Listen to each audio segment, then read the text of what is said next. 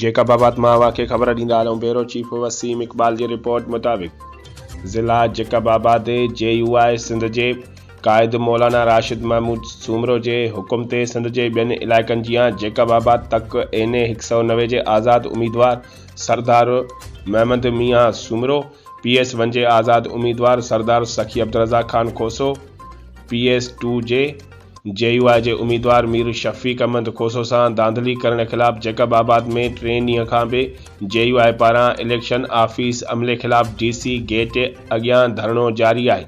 अॻवाननि ख़िताब कंदे चयो त RODRO पारां ज़िला जेकब आबाद में महा धांधली करे ज़िला जेकब आबाद जे NA 190 PS1 PS2 ते असांजे उम्मीदवारनि खे ॼाणी वाणी हारायो वियो आहे, जंहिंजी असां सख़्त लफ़्ज़नि में मज़म्मत कयूं था।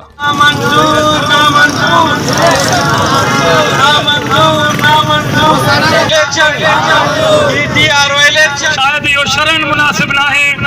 मां मौलाना नसरुल्लाह साहब खे पंहिंजे तरफ़ो इहो अर्ज़ थो कयां तान करीब क़ाइद सिंध अल्लामा राशिद महमूद सूमरो क़ौमी असेंबली में पहुची रहियो आहे ऐं उते इंशाअल्लाह डेस्कनि ऐं ताड़ियुनि जा खड़का ॾियूं था। हिन वक़्तु उनजे साम्हूं जमियत उलमा इस्लाम ज़िला जेकाबाद जा नाइब अमीर हाफ़िज़ मीर मोहम्मद बंगलानी साहब जन खिताब कन फरमाइंदा। नारे तकबीर।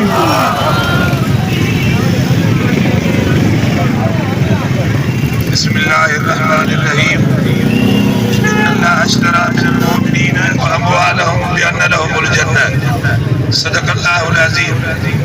तौहीद के अमानत सीनों में है हमारे, तौहीद का अमानत सीनों में है हमारे।